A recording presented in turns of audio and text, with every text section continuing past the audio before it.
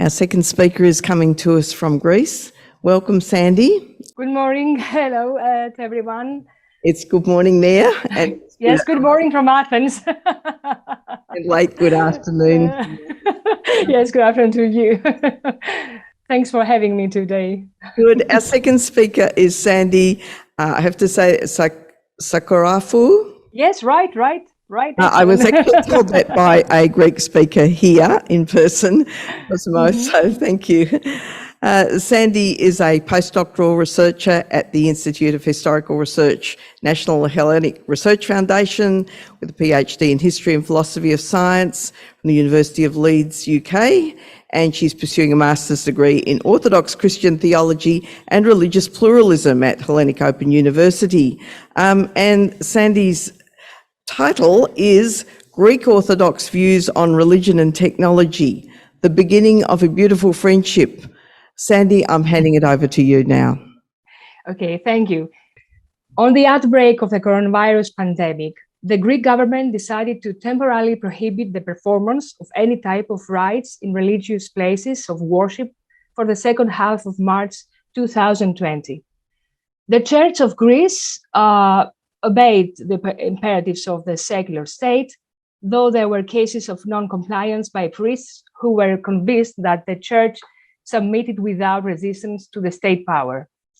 The restricted conditions of the pandemic had a certain effect on the acceptance and use of the internet and digital media among the Greek Orthodox Christian circles, that is, the official Church of Greece, higher clergymen, academic theologians, and members of para-ecclesiastical organizations.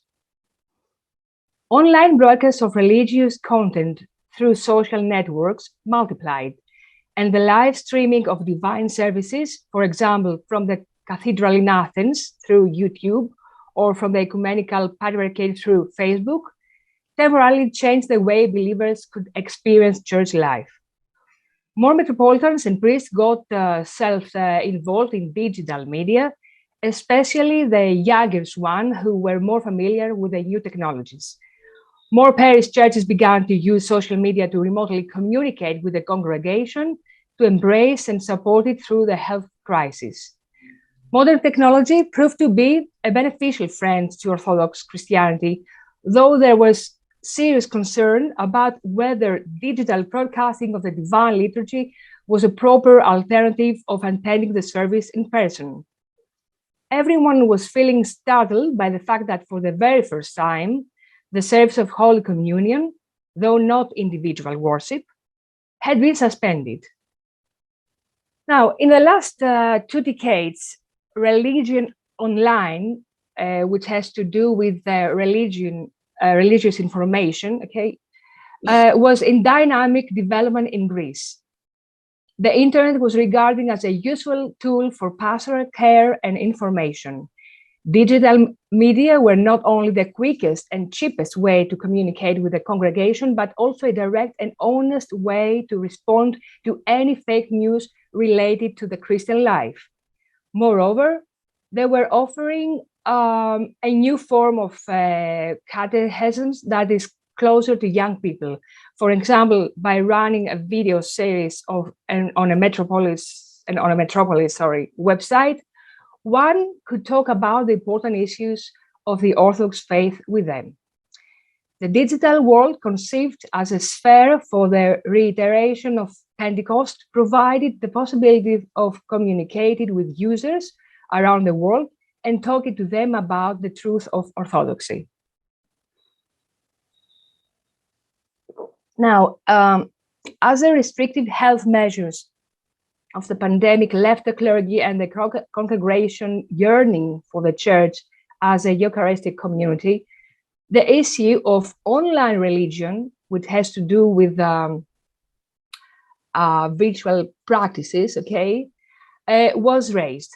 The Church of Greece permitted the online broadcasting of divine services and sermons in an attempt to deal with a problem that has surpassed any known historical condition of the past. Online broadcasting was legitimized not only as a matter of ecclesiological economy, but mainly as an extension of the existing radio and television broadcasting of the Divine Liturgy. Yet, the Church of Greece never proceeded further ritual practices, such as ritual confession, ritual lighting of a candle, or ritual Eucharist. A higher level of interactivity was unthinkable. There were certain ecclesiological reasons for this decision. The clergy and theologians agreed that the internet and social media had allowed the faithful ones to feel again as a part of the body of Christ. Nonetheless, this experience was seen as a reminiscence of the divine service in person. Virtual liturgical life was said to be deprived of significant components such as the language of communication, including the verbal part, the language of the body, and the language of symbols. Online participation in the Divine Liturgy was regarded as incomplete. What was missing was the authentic relationship between persons. This relationship was no longer a psychosomatic experience, but a cognitive and a mental process alone. The Divine Liturgy should not be considered as a spectacle or a product to be consumed. It was about actively participating in the company of others. Watching the liturgy might have given some consolation, but it was thought to be a deficient experience since the Holy Communion was absent. This separation was regarded as a result of weak faith and a lack of knowledge of the liturgical and sacramental tradition and life of the Orthodox Church. Therefore, the virtual liturgical life might have worked for the sermon, but conducting a virtual Eucharist, the center of the Church's life, was out of question under any circumstances. Now, the COVID-19 pandemic crisis had revived older pastoral and ecclesiological issues regarding the proper ways of worship and distribution of the gospel message. One can simply examine similar responses to previous advances, such as the discussion on the use of the radio and television for liturgical purposes, in order to comprehend the ambivalent attitude towards the latest technological innovations. Radio broadcasting in Greece officially began in 1938 and remained strictly state-owned until the late 1980s. The Church of Greece wanted to establish its own radio station. As the population was growing in cities, the parishes were becoming larger, and some argued that it was impossible for priests to keep personal communication with their congregation. Radio broadcasting was promising not only in terms of communication, but also immediacy. The Divine Liturgy was broadcasted every Sunday morning from the metropolis of Athens. Then later in 1959, the Church of Greece was given one weekly radio broadcast on the radio station of the Greek armed forces. 30 years later, after the liberalization of radio frequencies, a license was granted for the official broadcast of the radio station of the Church of Greece. That this endeavor was not without problems is shown in a letter sent in 1952 to the Greek Orthodox journal Ephemeros, Vicar, a journal published by the Holy Synod of the Church of Greece, offering guidance and support to pastoral work. A young priest was complaining about the use of a radio transmitter inside the church. Thought it was understood that this would facilitate the broadcast of the Divine Liturgy across the country. The priest had serious concerns. Church life was transferred to other less appropriate places such as coffee places and taverns, and as a result, fewer people would come to attend the church in person. The editor's response, which represented the position of the official church at the time, was straightforward. Radio transmission of the liturgy was necessary for all these people who were unable to attend a church. The sick and the travelers of Sunday morning, and even Greek expatriates who lived in areas where there were no Orthodox churches. Such a use of the radio was right, philanthropic, and Christian. The editor further argued that churchgoers would neglect or even abandon the churches out of laziness or ignorance of their religious tasks, not because of the radio broadcasting of the divine services. Soon the journal was flooded with letters. Some priests regard the radio as a constructive means of evangelism among believers and non-believers, while others argue that the attendance of churchgoers could be secured by police help or by closing the coffee places on Sunday morning. The debate ended with a general editorial insisting on the benefits of this new technology for liturgical purposes. After all, participation in the divine liturgy in person was regarded as a matter of free will, and it was up to the priest to encourage the congregation to come to the church or explain to them the inefficiency of individual prayer for their salvation. Now, television broadcasts in Greece became a reality in 1966, but it was not until 1968 that the two new government channels properly operated. The programs were a mixture of news and entertainment. The Church of Greece, which wanted to renew its strategies of communication to reach out to more people, regarded television as another powerful kind of pulpit that could assist in pastoral care and catechism. Moreover, television could support church missionary activity, following what the Apostle Paul said in Corinthians 1, I have become all things to all men that I might by all means save some.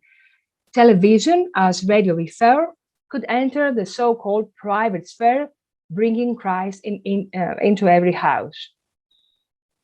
Nevertheless, the long-standing request of the Church of Greece for a television channel never materialized, even during the growth of private broadcasters in the 1990s. Not even today, okay?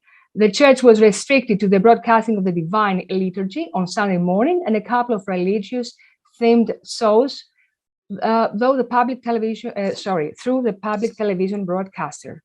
This was partly due to strong objections within the Greek Orthodox Christian circles, which regarded television as the most effective modern weapon against Christian religion and morality. According to them, television programs enervated their audience and promoted moral laxity. Christian values were disregarded as useless, emphasizing people's material needs and endless consumption. Even when their resistance was gradually curbed, followed by the development of regional ecclesiastical television stations during the 1990s, their perception of television as a demonic tool against spiritual life did not change. Now, for the majority of the Greek Orthodox Christian circles who did not share such radical ideas, there were some serious ecclesiological issues to take into consideration. Radio and television broadcasting of divine services that had created a new ecclesiastical and religious situation. Their audiences differed from the usual church configuration in structure, features, interests, motives, mentality, and ideological attachment. By entering the so-called private sphere, the church had embarked on a new responsibility, not being sure how it could be properly served. Radio and television acquired a rather rational and simple form of communication that led to comprehension alone. Neither radio nor television could deliver the liturgical or pastoral form of communication, the emotion, the expressiveness, or the atmosphere inside the church. They had created, radio and television, a new, according to them, a new ecclesiology as well. The congregation of the radio and television was anonymous, passive, unreflective, and indifferent. It could not be identified with the body of Christ. It did not participate in the sacrament of the Eucharist, coming in mystical communion with each other and with God through Christ and the Spirit. The ambivalent attitude of the Greek Orthodox Christian circles towards the latest technological innovation or previous advances, as we have seen, should be seen as part of their general perception of technology and its relationship with orthodoxy. As this has been made manifest in Greek Orthodox journals, books, newspapers, blogs, and websites throughout the years. Now, in the 1960s, when radio, cinema, and television started to dominate everyday life, technology was largely perceived as spiritually destructive and morally corrupt. Humans were transformed into consumers longing for their needs. The so-called Greek Orthodox way of life was allegedly threatened by the sirens of modernity, and many felt the need to to denunciate the entire Western tradition, a part of which was technology. Still, some regard technology as beneficial for humanity.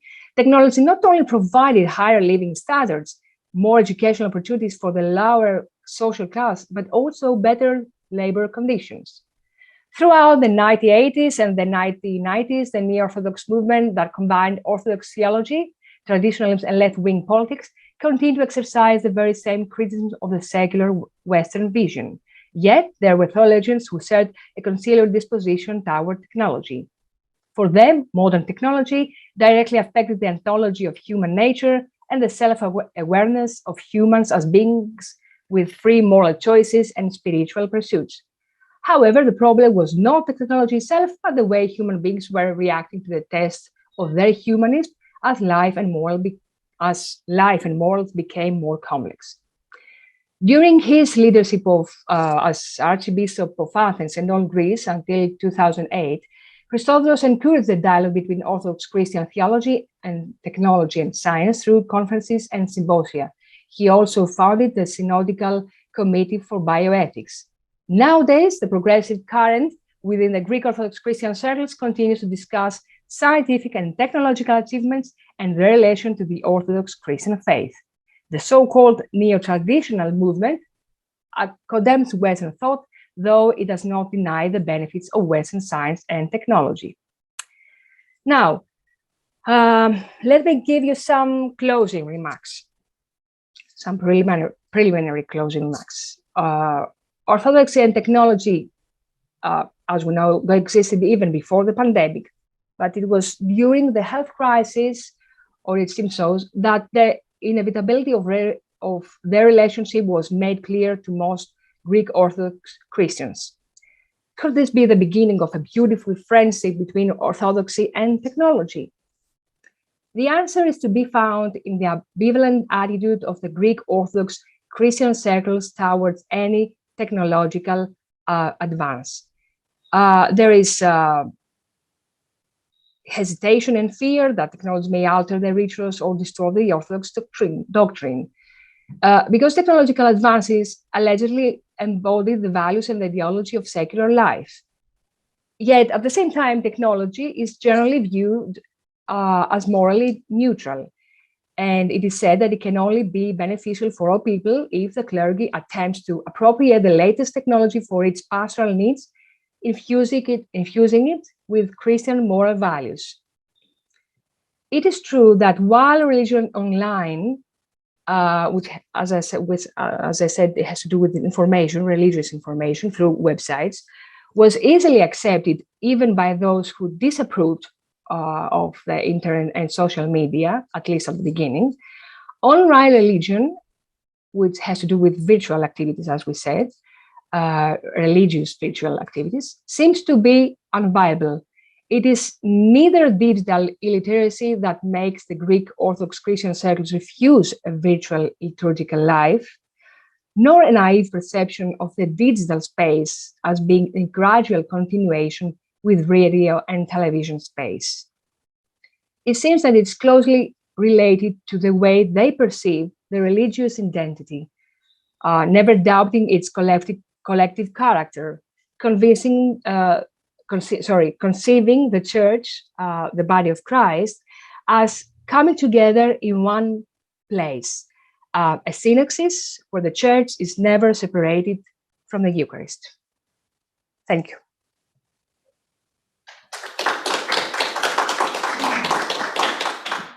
Thank you, Sandy, for a really interesting talk and one about which I had very little prior knowledge. Doro asks, have the opponents of radio or TV or social media broadcasts considered the absence of a Eucharistic community in the practice of bringing communion to the sick? So if they're unhappy about the not having a community, what about the more private practice of bringing communion to the sick? As I said, this is like the preliminary conclusions of my work. So at this moment, I have noticed that well, they do appreciate that it's not very. They do believe that they have to take care of the congregation and everyone and protect each other. But at the same time, they feel that you can really have a church as a synaxis without participating in Holy Communion in person. So it's not that. I mean, the question it's a bit tricky, I think. I think am I right? I mean, it's interesting. I will have. Sorry. Yeah. So the idea is that well, it's all good, and thank you for the overview. It's important to know how things evolved in the recent history. Orthodoxy and technology and that.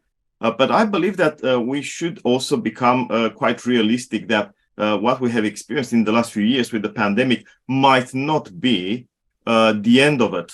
And as many voices say, and I'm not talking about conspiracy theorists here, voices say we can expect this kind of event to occur and reoccur more and more frequently. What does the church do if this situation becomes the norm, the rule? What happens to the Eucharist? I understand, and I totally agree with you, to be honest. But right now, I don't see any straightforward answer to such a question. I mean, they are a bit hesitative to have a clear position. So we will see. I mean, this is at least the idea that have reading all the articles, some chapters or whatever. And of course, there is a parallel debate on the Holy Communion. This is another subject which I really am interested in to do some research when it comes to what is the situation during the pandemic and how the church, the official church, but also individual priests and the congregation reacted. But as I said, I don't really see a clear and specific answer to the question you made for now. I have no idea what will happen later in the future. Okay. Good question, Doro. I guess we'd call that a wicked problem. I just have one of myself. As a Christian who's not part of the Eastern Orthodox Church, I guess my impressions are that it's very visual, particularly the icons and other visual aids. So I might have missed this in your talk, but in the online services are priests or other church officials being stretched in providing visual stimulation and inspiration online?